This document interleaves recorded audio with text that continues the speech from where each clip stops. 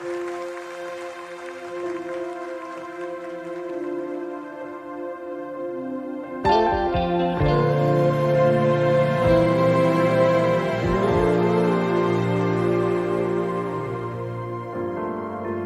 Bapa yang setia, tak pernah sedati Kau tinggalkan diriku.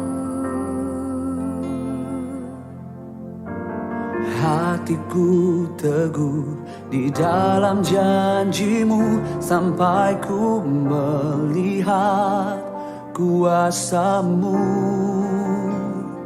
Karyamu sempurna, ajaib dan mulia, penyertaanmu buktikan kasihmu kepadaku.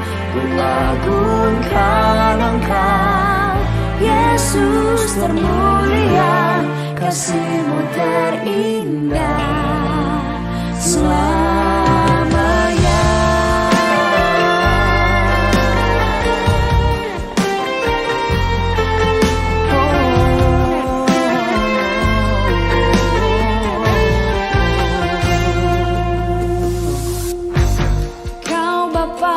Setia, tak pernah sedati Kau tinggalkan diriku. Hatiku teguh di dalam janjimu sampai ku melihat kuasamu. Karyamu sempurna, ajaib dan mulia, penyertaanmu buktikan kasihmu kepadaku. Ku agungkan Engkau, Yesus termulia, kasihmu terindah selamanya.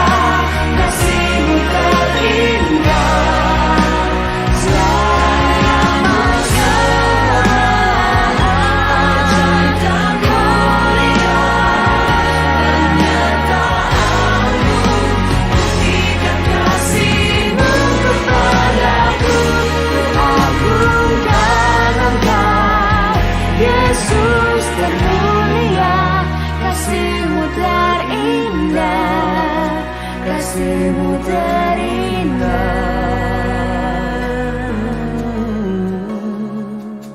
selamanya.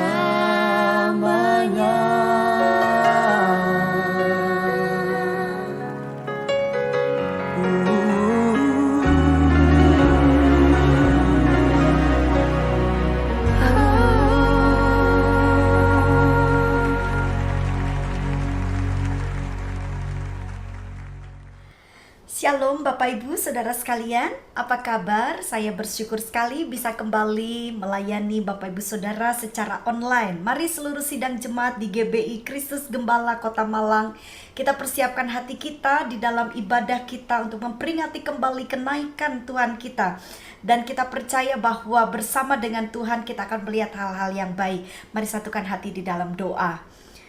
Terima kasih Tuhan, kami bersyukur buat hari ini. Kami percaya Tuhan, di tengah-tengah masa yang sulit kami mau fokus kepada Tuhan.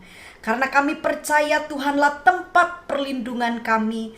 Terima kasih Tuhan Yesus, kami percaya hari ini ibadah kami adalah ibadah yang diberkati oleh Tuhan. Beri kepada kami hikmat Tuhan, di dalam kami memahami apa yang harus kami mengerti pada waktu kami merenungkan kembali kenaikan-Mu, ke surga. Kami percaya hari ini Tuhan sediakan berkat yang luar biasa. Di dalam nama Tuhan Yesus Kristus kami mau mengucap syukur. Haleluya. Amin. Puji Tuhan. Bapak Ibu, hari ini saya berikan judul tentang Betania. Wow, ada apa? Ya, kita akan menyimak kebenaran firman Tuhan yang terdapat di dalam Lukas pasalnya yang ke-24 ayat 50 sampai dengan ayat 51. Firman Tuhan berkata demikian. Lalu Yesus membawa mereka keluar kota sampai dekat Betania. Di situ ia mengangkat tangannya dan memberkati mereka. Dan ketika ia sedang memberkati mereka, ia berpisah dari mereka dan terangkat ke surga. Ada sesuatu yang unik yang saya pelajari, Bapak Ibu. Kenapa Tuhan harus membawa ke Betania? Ada apa di Betania?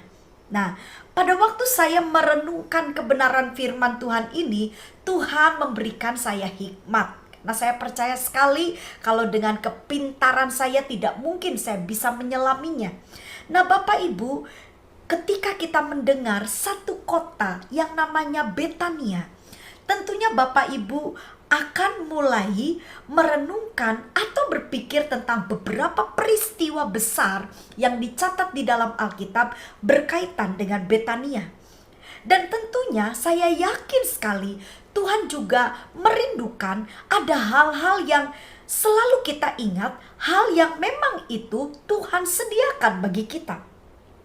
Jadi saya percaya sekali apa yang dikerjakan oleh Tuhan Yesus di muka bumi ini itu tidak sembarangan, Bapak Ibu. Semuanya itu pasti ada hikmat.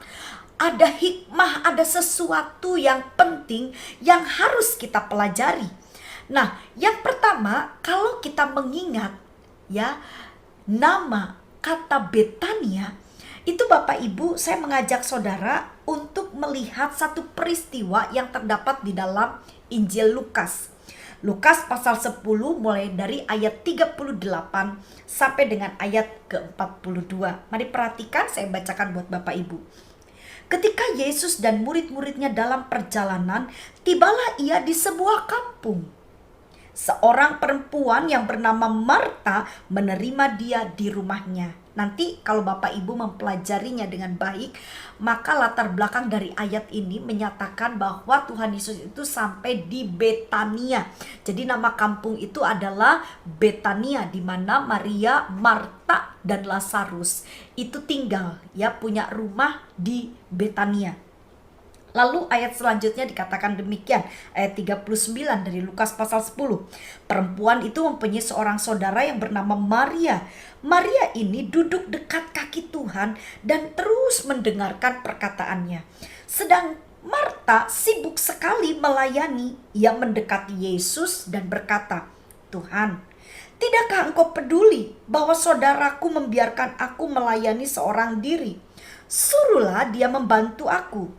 Tetapi Tuhan menjawabnya. Nah, perhatikan pernyataan Tuhan ya. Marta, Marta, engkau khawatir dan menyusahkan diri dengan banyak perkara. Tetapi hanya satu saja yang perlu. Maria telah memilih bagian yang terbaik yang tidak akan diambil daripadanya. Nah, Bapak Ibu, apa maksudnya ini? Coba, saya ingin Bapak Ibu menyimak apa pernyataan Tuhan. Jadi kan waktu itu ceritanya Tuhan datang ke rumahnya Maria dengan Marta. Ya, disambut oleh Maria dengan Marta. Tapi sambutannya itu agak berbeda. Memang Marta ini adalah orang yang kelihatannya sangat rajin. Ya, mungkin dia pinter masak. Dia tuh pinter menyambut orang dengan cara-cara yang unik. Nah, sedangkan Maria itu menyambut Tuhan itu memang benar-benar fokus kepada pribadinya Tuhan. Apakah salah Marta? Sebenarnya kalau kita mempelajari dengan baik firman Tuhan, Marta itu ya enggak salah-salah banget kok Bapak Ibu. Nanti di peristiwa selanjutnya, Marta itu meskipun sudah ditegur oleh Tuhan, mungkin Kan dengan pernyataan Tuhan tuh kayaknya, Marta kamu tuh salah, yang bener tuh Maria, kan harusnya gitu ya. Kalau kita coba untuk mempelajari ayat tersebut. Nah, Marta itu nggak tersinggung Bapak Ibu. Marta itu ya nggak langsung mutung gitu ya waktu ditegur sama Tuhan. Tapi di peristiwa selanjutnya nanti Marta itu hadir kembali, saudara, melayani Tuhan Yesus. Nah, luar biasa sekali, ada sesuatu pernyataan Tuhan yang harus kita perhatikan baik-baik. Ketika Tuhan berkata kepada Marta, bilang begini, Marta, Marta, engkau khawatir dan menyusahkan diri dengan banyak perkara. Nah, ini adalah satu peringatan dari Tuhan. Bahwa apa yang harus kita mengerti dari peristiwa ini Bapak Ibu. Tuhan itu tidak mau saya dengan saudara sebagai pengikut Kristus itu menyusahkan diri hanya dengan perkara-perkara di dunia ini. Karena apa yang Marta lakukan itu adalah perkara-perkara sehari-hari yang dikerjakan di dalam kehidupan kita sehari-hari. Nah, apakah kehidupan kita sehari-hari, segala kegiatan aktivitas kita di dunia ini tidak terlalu penting? Tidak juga. Tuhan juga mau kita berhikmat, kita bijaksana, bahkan Tuhan juga tidak suka orang malas. Kalau Bapak Ibu mempelajari Alkitab, ya Alkitab itu sampai memberikan gambaran. Ya, kalau kita malas itu sampai kita nih disamakan dengan, bukan disamakan, maksudnya dibandingkan dengan semut, bayangin. Belajar dari semut. Jadi saudara, Tuhan juga senang kalau kita bekerja, menjalani aktivitas sehari-hari dengan baik. Tapi apa sih yang dimaksud dari percakapannya Tuhan Yesus dengan Marta? Jadi kalau kita perhatikan, Tuhan tuh bilang gini, kamu tuh terlalu menyusahkan diri dengan perkara-perkara dunia. Sedangkan Tuhan katakan di ayat 42, tetapi hanya satu saja yang perlu. Apa sih yang perlu? Ini maksudnya yang perlu di sini hal yang paling penting dalam hidup kita. Dan Tuhan katakan itu sudah diambil oleh Maria. Itu sudah dilakukan oleh Maria. Apa yang dikerjakan oleh Maria? Tetapi hanya satu saja yang perlu, Maria telah memilih bagian yang terbaik. Apa sih yang dikerjakan Maria? Coba-coba. Saya ingin Bapak Ibu mengingat kembali apa yang diceritakan di dalam ayat ini. Ya, di sini dikatakan di ayat 39. Perempuan itu mempunyai seorang saudara yang bernama Maria. Maria ini duduk dekat kaki Tuhan dan terus mendengarkan perkataan Tuhan. Jadi sebenarnya apa sih pesan Tuhan dari kisah ini Bapak Ibu? Ya, ini penting sekali buat kita saudara. Karena inilah yang Tuhan kehendaki.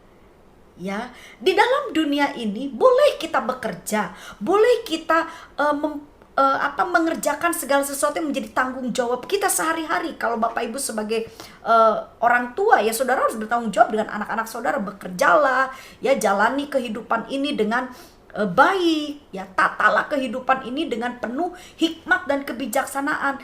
Tapi Tuhan mau di atas segalanya ada yang lebih penting. Apa itu? Yaitu mempusatkan hati dan pikiran kita kepada perkataan Tuhan. Bapak Ibu, Tuhan mau saya dengan saudara benar-benar fokus kepada Tuhan. Itu yang Tuhan inginkan. Kenapa kita harus fokus kepada Tuhan Bapak Ibu? Sebab di dunia ini banyak sekali masalah, peristiwa, segala hal yang akan terjadi yang mungkin akan membuat kita lemah. Membuat kita menjadi letih lesu. Ya, Marta itu mungkin udah mulai kecapean dan dia lihat kok enak banget ya saudaraku Maria ini. Duduk aja. Nah, aku nih kerja banting tulang. Bapak Ibu, Tuhan mau kita mempusatkan hati dan pikiran kita kepada Tuhan. Supaya apa? Ketika saudara menjalani kehidupan ini, saudara tidak berputus asa. Saudara tidak menyalahkan kanan kiri atau lingkungan. Karena pikiran dan hati kita pusatnya kepada Tuhan, sehingga kita menerima kekuatan yang dari Tuhan, sukacita, sehingga apa yang kita kerjakan itu semuanya kita kerjakan dengan ucapan syukur. Nah, jadi Bapak Ibu, itu yang kita bisa pelajari. Jadi ketika Tuhan membawa para murid-muridnya sebelum naik ke surga ke Betania, saya yakin sekali bahwa Tuhan itu menginginkan kita mengingat ada apa? Murid-murid Tuhan itu harus ingat ada apa di Betania. Dan Tuhan memberikan sebuah pengajaran sampai itu dicatat. Dan seluruh dunia, semua orang-orang percaya mengerti peristiwa ini. Di mana Tuhan mengatakan bahwa Jangan kita terlalu disulitkan dengan perkara-perkara di dunia. Karena ada satu yang paling penting di dalam kehidupan kita. Apa itu? Perkara kekekalan. Perkataan-perkataan Tuhan. Tuhan mau Tuhan yang menjadi yang paling utama, menjadi pusat di dalam kehidupan kita. Hal yang kedua, ini juga peristiwa yang cukup besar dan ini betul-betul menggemparkan Bapak Ibu ya. Ini cukup viral lah pada zaman itu. Dan saya percaya sampai detik ini kisah ini akan selalu dikenang, diingat dan bahkan dipelajari oleh banyak hamba-hamba Tuhan. Apa hal yang kedua? Bapak Ibu, saya ajak saudara di Injil Yohanes pasalnya yang ke-11. Injil Yohanes pasal yang ke-11 dikatakan demikian. Ada seorang yang sedang sakit, namanya Lazarus. Ia tinggal di Betania, kampung Maria dan adiknya Marta. Jadi kembali lagi nih, ada peristiwa lagi. Ya, sama juga orangnya yang mengalami, yaitu Maria, Marta dan Lazarus. Tapi di sini problemnya berbeda. Kalau yang pertama kali Tuhan datang itu Marta yang terlalu sibuk dan dia menghakimi Maria, kan begitu. Tetapi di peristiwa yang kedua ini Lazarusnya sakit Bapak Ibu. Sedangkan Lazarus itu tulang punggung keluarga gitu ya. Dan Alkitab mencatat bahwa Tuhan itu sangat mengasihi Maria, Marta dan Lazarus. Apa yang terjadi? Penyakit yang diidap oleh Lazarus ternyata itu bukan penyakit yang biasa-biasa. Karena apa? Akhirnya menimbulkan kematian. Peristiwa saat itu dinyatakan Lazarus mati, meninggal dunia. Dan Bapak Ibu, semua kita sudah membaca ada satu peristiwa yang besar di mana Tuhan membangkitkan Lazarus dari kematiannya. Dan itu sesuatu yang belum pernah terjadi di kalangan bangsa Israel. Orang-orang Yahudi akan tercengang-cengang mendengar peristiwa itu. Dan mulai saat itu, ya, berita tentang pribadi Tuhan Yesus yang bisa membangkitkan orang mati menyebar ke seluruh pelosok. Bapak Ibu, ketika Tuhan berbicara kepada Marta yang bertanya ya. Jadi Marta itu kan deketi Tuhan ya. Aduh Tuhan ini begini ya. Dia merasa betul-betul kesusahan gitu ya. Nah lalu Tuhan menjawab. Ada sesuatu pernyataan kembali kepada Marta. Kalau Bapak Ibu perhatikan di sini apa jawaban Tuhan di ayat 25. Yohanes pasal 11 ayat 25 dikatakan begini. Jawab Yesus, akulah kebangkitan dan hidup. Barang siapa percaya kepadaku, ia akan hidup walaupun ia sudah mati. Wah, ini sesuatu pernyataan Tuhan yang harus kita pelajari loh Bapak Ibu. Kita harus pahami dengan baik. Apa maksudnya ini? Jadi Bapak Ibu, ketika Tuhan bilang barang siapa percaya kepadaku, ia akan hidup walaupun ia sudah mati. Jadi saya simpulkan begini Bapak Ibu. Bagi kita orang percaya, di balik kematian secara tubuh, secara fisik, akan ada kehidupan yang kita nggak paham. Itu masih rahasia ilahi. Meskipun Tuhan Yesus sempat memberikan gambaran-gambaran, meskipun mungkin tidak begitu gamblang, ya, karena itu masih rahasia besar Bapak Ibu.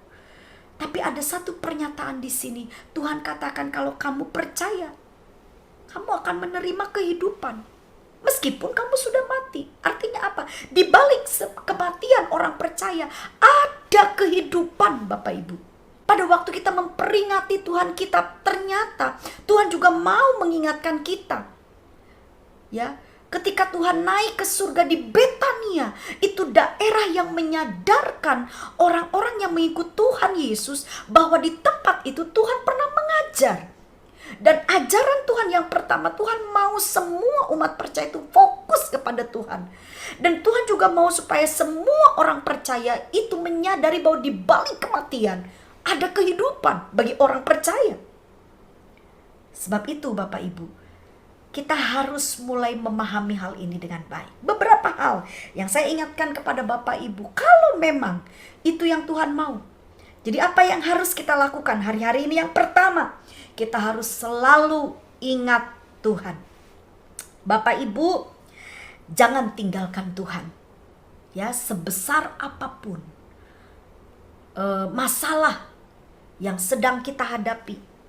Ya, saya melihat hari-hari ini karena kita ini masih masa pandemi ini belum berhenti ya Bapak Ibu, dan mungkin ada banyak kesulitan-kesulitan yang semakin merajalela terjadi di sekitar saya dengan Bapak Ibu. Tapi Tuhan ingin mengingatkan kita, ingat di balik kehidupan kita secara tubuh fisik ini di bumi, itu setelah kita menyelesaikan kehidupan di bumi ini, ada kehidupan kekal yang Tuhan sediakan. Sebab itu jangan lupakan Tuhan, jangan tinggalkan Tuhan, jangan jual Tuhan, jangan ganti Tuhan dengan apapun. Bapak Ibu, tetaplah setia percaya kepada Tuhan, karena masih ada kehidupan yang harus kita jalani. Hal yang kedua yang saya ingin bagikan kepada Bapak Ibu, selain yang pertama kita harus ingat Tuhan, maka yang kedua kita harus mendekat kepada Tuhan. Bukan hanya kita percaya, bukan hanya kita berkata dengan mulut kita, ya Yesus adalah Tuhan, tapi kita harus melekat, mendekat kepada Tuhan. Kenapa? Seperti tadi Marta karena begitu sibuknya, akhirnya dia lelah, akhirnya dia menyalahkan orang lain. Tuhan tidak mau seperti itu. Tuhan mau kita menjalani hari-hari kita dengan penuh ucapan syukur, dengan kekuatan yang dari Tuhan. Sebab itu, Bapak Ibu, mari kita mendekat kepada Tuhan. Jangan tinggalkan jam-jam ibadah saudara. Tekun berdoa. Terus cari Tuhan. Dan Bapak Ibu, hal yang terakhir, hal yang ketiga yang ingin saya sampaikan kepada Bapak Ibu. Ya, kalau saudara memang sungguh-sungguh menyadari bahwa kenaikan Tuhan itu membuktikan bahwa ada kehidupan. Karena waktu Tuhan Yesus naik ke surga, Bapak Ibu, itu Tuhan juga memberikan satu janji bahwa dia akan kembali menjemput kita. Ya, saya percaya sekali Bapak Ibu bahwa janji Tuhan itu ya dan amin. Sebab itu, ketika saudara tetap percaya, ketika saudara tetap berjuang untuk mendekat kepada Tuhan, maka hal yang ketiga yang harus kita lakukan, Tuhan mau kita melakukan apa yang dikehendaki oleh Tuhan. Jalani hidup ini sesuai dengan kehendak Tuhan. Bapak Ibu, apa itu kehendak Tuhan? Apa yang Tuhan mau kita kerjakan di muka bumi ini? Peraturan Tuhan itu cuma dicakup dalam dua hal saja, yaitu kasihi Tuhan Allahmu dengan segenap hatimu dan kasihi sesamamu. Artinya apa? Tuhan mau kita hidup di dalam kasih. Perjuangkan untuk saudara tetap hidup dalam kasih. Karena segala sesuatu kita bisa lakukan, tapi tanpa kasih semuanya menjadi sia-sia. Jadi hari ini pesan firman Tuhan, ketika kita memperingati kembali kenaikan Tuhan, kita ingat Yesus naik ke surga untuk menyediakan tempat bagi saya dengan saudara. Ada kehidupan di balik kehidupan di bumi ini. Dan saya percaya sekali Bapak Ibu Saudara, janji Tuhan itu ya dan amin. Sekali lagi, mari tetaplah ingat Tuhan. Jangan tinggalkan Tuhan. Tetaplah dekat dengan Tuhan. Sebab itu hiduplah dalam kebenaran. Bapak Ibu, kadang-kadang kita mungkin berjuang ingin dekat sama Tuhan, tapi sebenarnya cirinya sangat simpel sekali. Caranya simpel sekali kalau kita mau mendekat sama Tuhan. Gimana caranya? Bapak Ibu, dengan saya harus jauhi segala dosa. Karena Tuhan kadang-kadang kepengen dekat sama kita, tapi kalau ada dosa itu yang menghalangi saya dengan saudara bisa bergaul dengan Tuhan. Dosa itu membuat kita jauh dari Tuhan. Jauhi dosa. Dan firman Tuhan hari ini juga mengingatkan kita untuk kita melakukan kehendak Tuhan. Dan kehendak Tuhan hanya satu, hiduplah dalam kasih. Ya, lakukan segala sesuatu dengan penuh ucapan syukur. Jalani hidup ini dengan penuh kesabaran. Kasih itu sabar, kasih itu murah hati, kasih itu tidak sombong. Dan saya percaya sekali Bapak Ibu, ketika saya dengan saudara hidup di dalam kasih, maka kita sedang ada di dalam kehendak Tuhan. Tuhan katakan kalau kamu hidup rukun satu dengan yang lain, kamu hidup berdampingan dengan penuh kasih, maka kita sedang memperlihatkan kepada dunia bahwa kita adalah anak-anak Tuhan. Amin.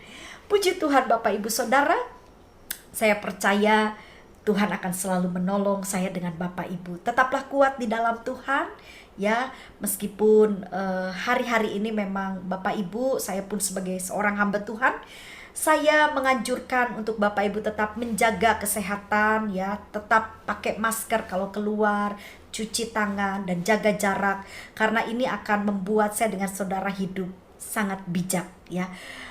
Jalani hari-hari ini dengan penuh ucapan syukur. Jangan terlalu khawatir, jangan terlalu takut. Tapi kalau pemerintah memberikan satu ketetapan-ketetapan dalam hidup kita, bagaimana kita tidak boleh dulu bepergian melewati lokasi-lokasi yang sudah ditetapkan, taatilah Bapak Ibu ya. Semua hal yang kita kerjakan itu untuk kelangsungan hidup kita lebih baik lagi. Dan saya percaya Tuhan akan bekerja sama dengan kita untuk mendatangkan kebaikan. Tetaplah bersukacita, tetaplah mengucap syukur ya.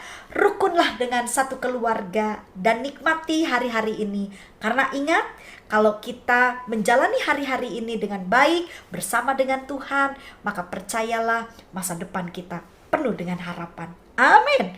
Puji Tuhan. Saya mengucapkan terima kasih kepada Bapak Ibu Gembala serta seluruh pelayan-pelayan hamba-hamba Tuhan di GBI Kristus Gembala Kota Malang. Terima kasih atas kepercayaannya.